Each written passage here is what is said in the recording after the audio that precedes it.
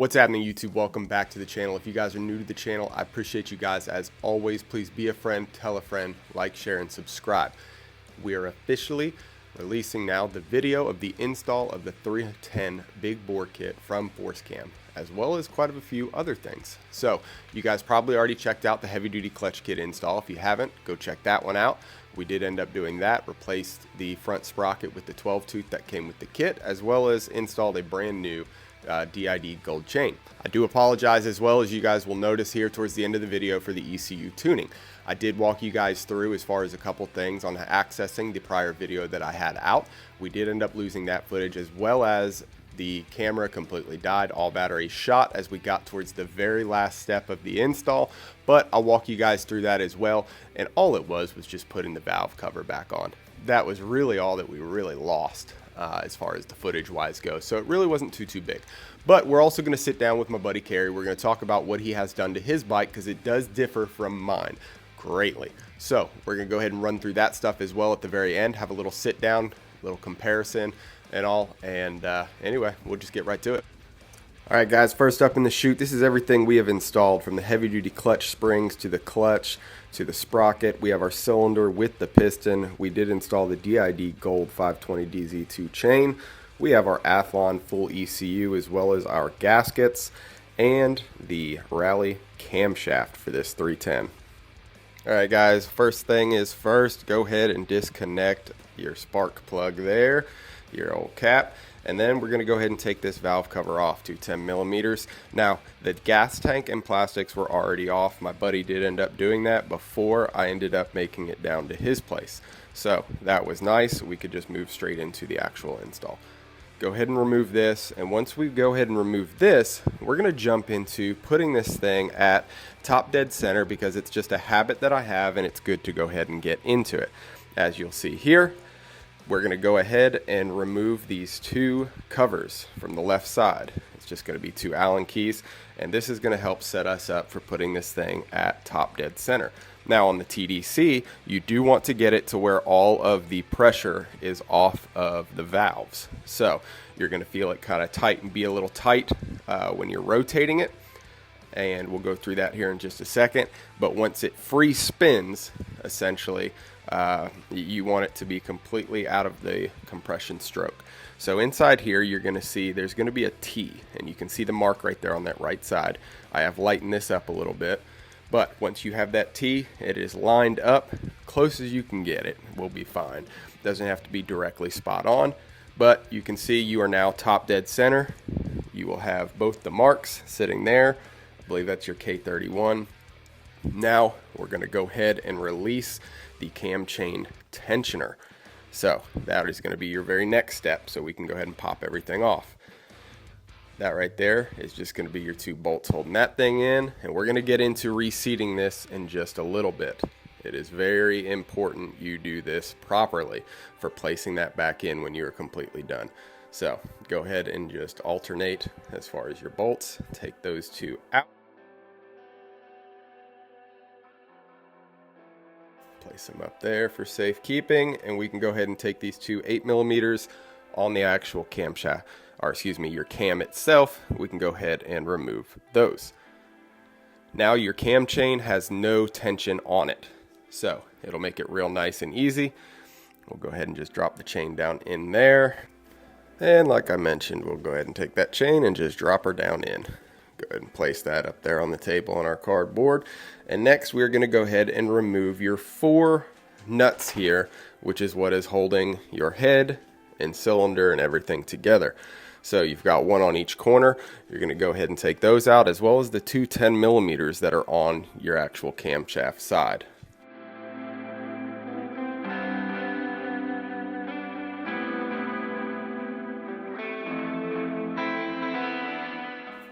Now, once you guys have your nuts removed, you are going to have washers as well. Please make sure that you do not drop one of those in there. Otherwise, it's going to be a bear to get it out if you drop it down in. However, go ahead, and I usually use just a small magnet. Pull those bad boys up, and I will place them back on the table. Now, part of your intake, you do have two 8mm nuts right here, or bolts, I'm sorry, right here that you will want to take off. And it's going to be easiest to access these by taking off your right and your left motor mounts. Not so much the left, but it'll have to come off for getting your head off. But your right side, definitely for you to weasel a wrench up in there to go ahead and remove those. Now there is going to be a gasket on the back side of that. If you're very, very careful, you will not tear it. I did tear it on my 275 build and did replace it. This one right here though came off nice, smooth, and clean.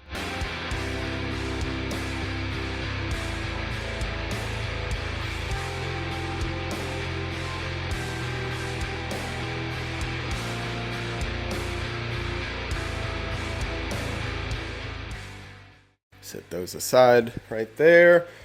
Now we can go ahead and pop the head off. What I love about these bikes is you can do everything with the motor still in it. At least for this you can. Now, as you can see, piston there. Yeah, it's got a lot of carbon buildup there, but it's alright, we're replacing that and all the gaskets. So, now we're going to go ahead and remove these two 8mm bolts right here. Those are just holding on as far as your rocker arms. We're going to go ahead and take those out.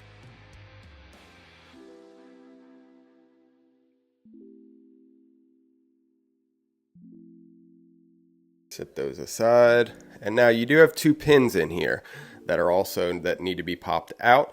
Usually I'll just take a pick and I'll push from the front side there of the camshaft, push them towards the rear, and they will pop right on out.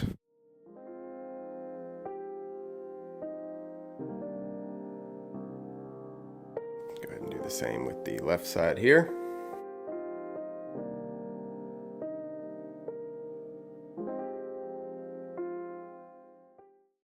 Now you also have a 10mm bolt right there behind your camshaft. Now if you rotate it, there is a groove with the camshaft on removing that and getting it out.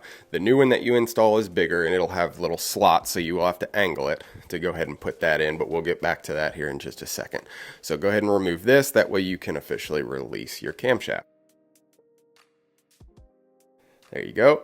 Pop that right out, and now you do have a bearing here on the back side that will need to be reused, so you will need to go ahead and take this off. It is going to be a bear. I've heard a couple people say, oh, you can just take it off with your hand.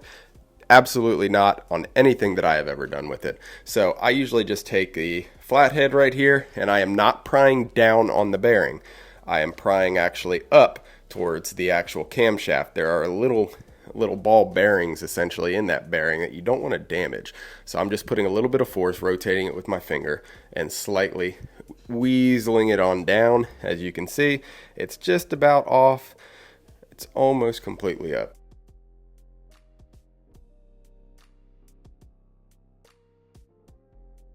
And there we go.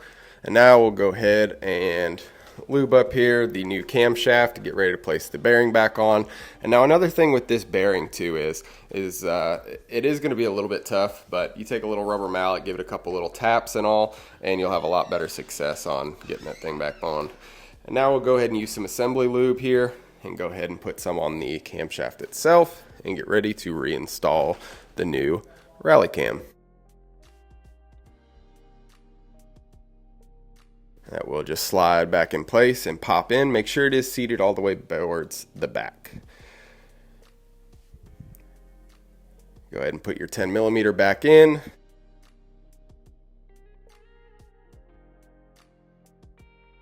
And now we can go ahead and reinstall everything. Now, unlike the other 275 race, we did have to put in new valve spring retainers. I'm sorry. We did have to put in new valve spring retainers on ours, so this one you did not have to, so we could just reinstall those. Now, we'll go ahead and replace all these gaskets as well and get the cylinder out.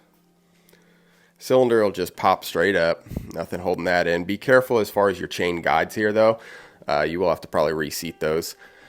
And then when it comes time for replacing your piston, there are two little piston retaining clips there around your pin. Go ahead and pop those out. I just use a pick and they come out pretty easy. Now with the new force cam kit, as far as your cylinder and your piston goes, they do have it pre-seated in there. You can install it pre-seated just like I am. Just slide your piston down just a hair. It's already positioned and everything for you. So I go ahead and get the pin out here. We'll go ahead and get some assembly lube and everything on it all, and then we will get ready to slide it on. Make sure your dowel pins, you do replace those from your old cylinder head with your gaskets. Make sure you are transferring those over to the correct spots. Slide your new cylinder down. You can hold it there. You'll see you've got plenty of room with that piston slid down a little bit to go ahead and put your pin back in with your retaining clips, and you'll be all right.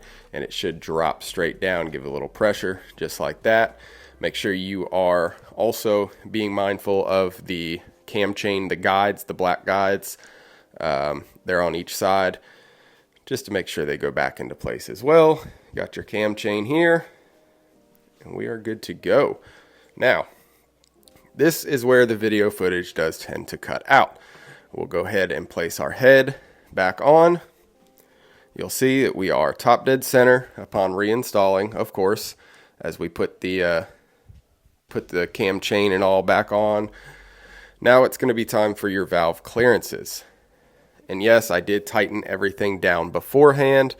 You do want to make sure the head is completely on, cylinder is down in place before you end up checking all of your valve clearances. So going ahead and tightening it down here. I believe right after this is where we are going to end up losing you guys, as all the batteries died. But we'll make it through the valve clearances, and then that'll probably be about it. But we're essentially close to done. After we get everything bolted down, we do also still have our actual cam chain tensioner, which I am going to go over in just a second with you guys on getting that installed properly by deactivating it so you do not bust your cam chain like I did.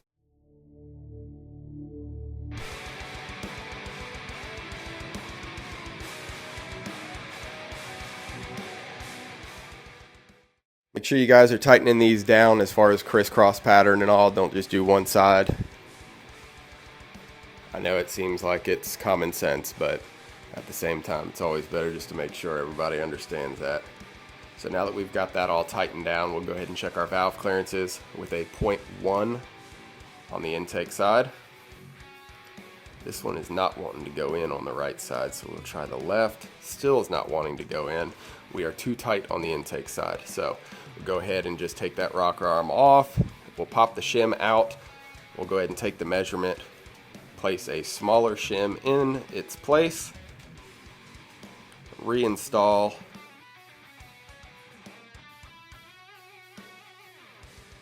Cannot tell you exactly what shims as far as I used. Everybody's is going to be different. Now we check now, 0.10, no problem. We do also check as far as going up to a 0.13 and a 0.15. They do not go in, so that is great. It means we are right there at the 0.10. Now let's move to the exhaust side, and that one is 0.15. I believe 0.13 to 0.15. Let's go ahead and jump straight into the cam chain tensioner. The exhaust side was good, but I do want to cover this. You're going to use a very small flathead, and you're going to put it right there in the middle. You're going to go ahead and turn it clockwise, and what it'll do is you'll see it slowly start to get closer to your cylinder. As it's completely up against your cylinder, go ahead and tighten your two 8mm bolts down, keeping pressure on your flathead. Then you can slowly release it after it's tightened down. Now, this is the section I told you we missed. Go ahead and your valve cover, torque it down, GoPro dies, plug in your ECU, baby. You're about ready to go ahead and start tuning her as soon as you hook your spark plug back up, get your exhaust on, your fuel tank reinstalled.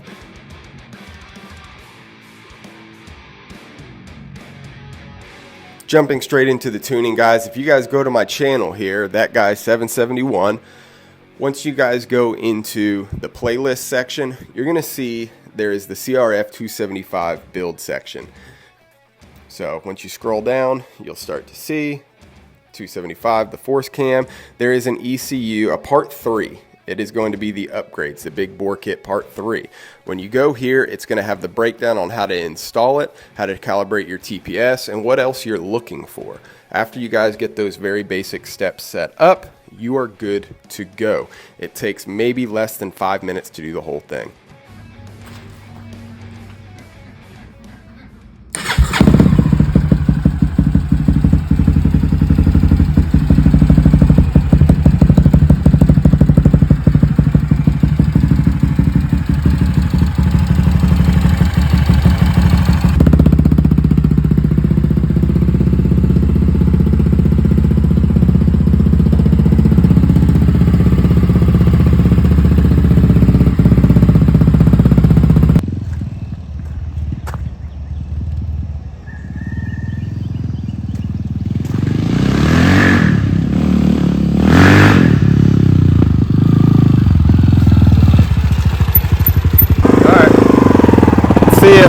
See if we can chase him.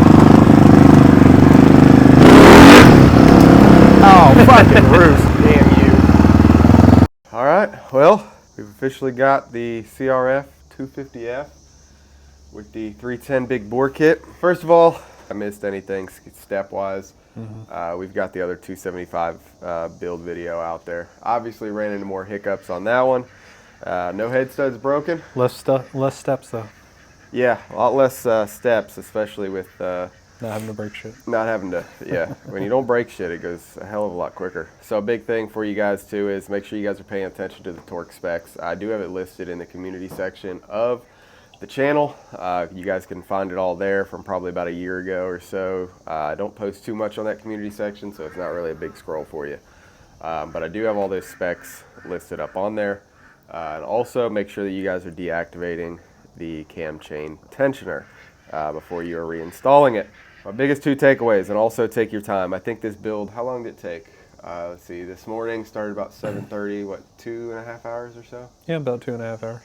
I mean, starting with the gas tank off, essentially.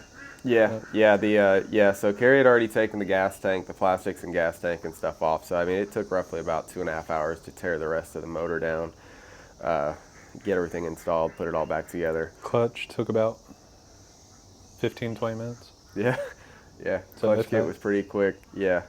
But other than that, started her up, got her tuned. If you guys have any questions on that, feel free to hit me up. Also, check out too in the comments section as well.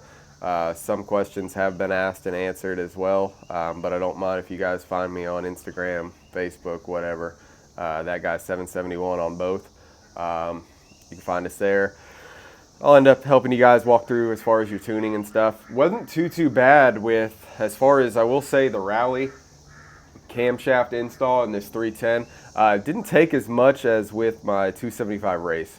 With that one, I had to fool around with the fuel, the air, stuff like that a heck of a lot more. This one, I really just calibrated the throttle position sensor on it. Yeah. Gave it a little bit more air, and the idle was perfect. It started up, no problems. From startup to tune, we had it out the door riding probably 5 minutes. Yeah, startup, tune, all that stuff. Yeah, it was about 5 minutes. A big thing for you guys too is to also realize, I do get a lot of questions as far as starting it from a cold start, okay? Giving it a little bit of throttle and all. A lot of people say, you know, before I never had to, it was just push button. Well, what you have to also realize is you're running a more aggressive cam. All right, you're running a bigger cam for as far as your rally. Same thing, a way more aggressive cam for your race cam. So you guys will have to give it just a hair bit of gas just to get her, you know, rotating and going. After that, once it is warmed up though, it should just be a simple push of the button. We did let it warm up completely as well. Kerry took it for a ride, and he got to see the difference. A lot more fun than the stock 250F. Yeah. Especially with the, we'll see what the sprocket setup does. We're running a 12 and a 48 versus the stock 50. I had the 48 with the 13 prior, and I was more on the horsepower side of the power band. Now I'm more so about 4% toward the torque side of the power band. She pulls good though. It's gonna be fun to get her out on the trails. We're gonna be taking her out to Cub Mountain weekend after next. Yeah, I believe weekend after next, yeah. So we'll be going out there and seeing what she does. stay tuned for that footage as well for the ride. We're going to be bringing the CRF250F Race. We're going to put it up against this 310 Rally, and then we also are bringing the Cowie. So we are going to break out the old Team Green Mean Machine and throw it up against the 250X as well.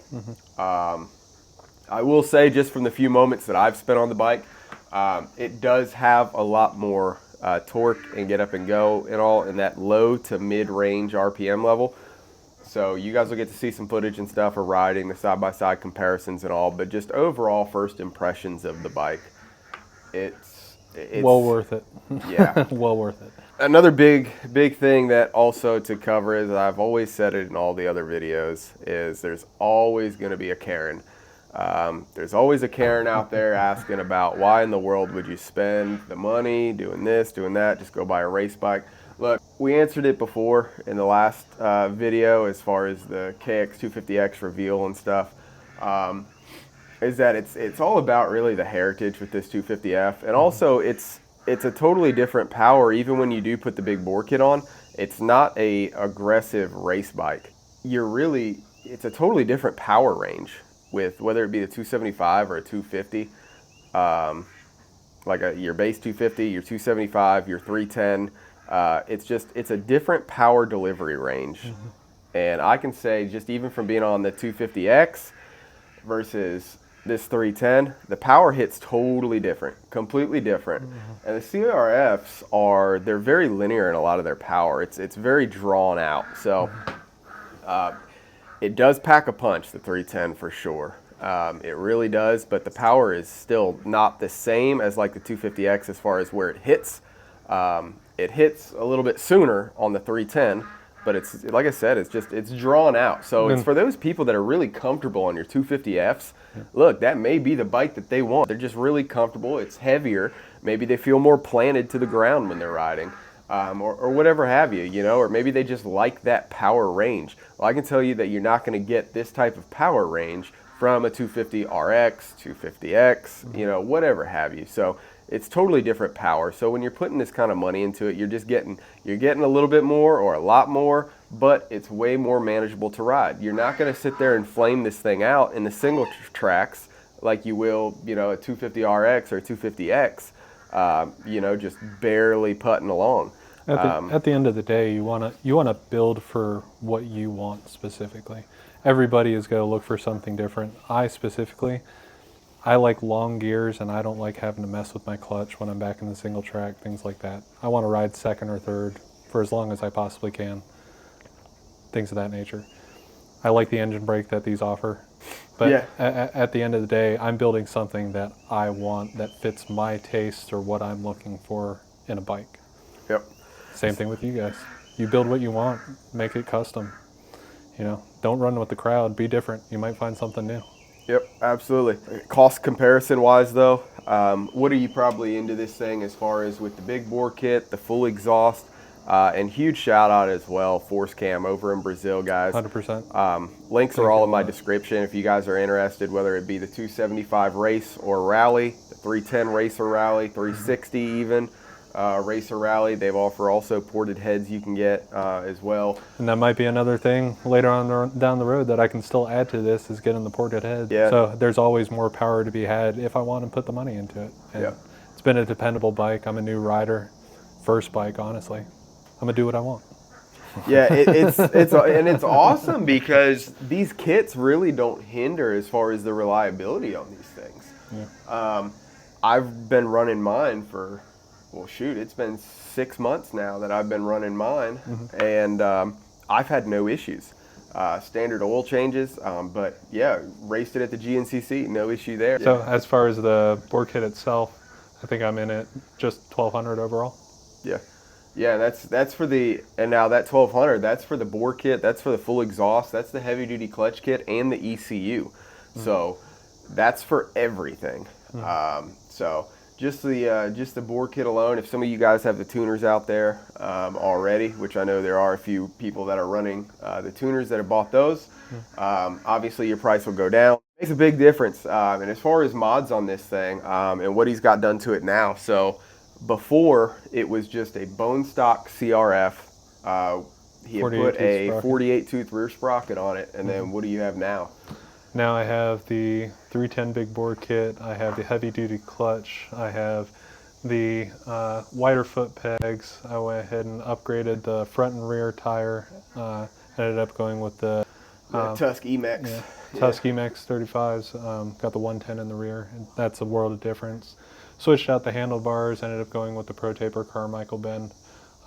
Beautiful bars, I love them. Otherwise, that's still in the mix. Going to be getting a gut seat cover to go ahead and take care of that portion. DID gold chain. DID gold chain. Bell Parts Force Cam exhaust. Just also understand that the exhaust from Force Cam, it is manufactured by Bell Parts, but it is their own design, and as far as their fabrication, essentially, of their testing and all of what they've gone through. So the exhaust does vary greatly. And then with the Bell Parts exhaust mentioned, I think the only thing left is the BBR heavy duty front springs that were put in. That way you can float through the bullshit. Other than that, everything else. Yeah, got bar risers. Bar risers, yeah, Tusk bar risers. I mean, there's a lot of little nits and ends to kind of make it my own, make it more comfortable for myself. You know, being a taller rider, I don't like to hunch over. Saves my back a lot. So. Yeah, nothing done to the rear on this thing at all, suspension-wise, too. But other than that, guys, that's essentially it, man. You've got, as far as a little bit of your differences and stuff, and in comparison to what we've noticed. Like I said, the install, though, for anybody wondering, the install, like we said, 2.5 hours, really wasn't bad.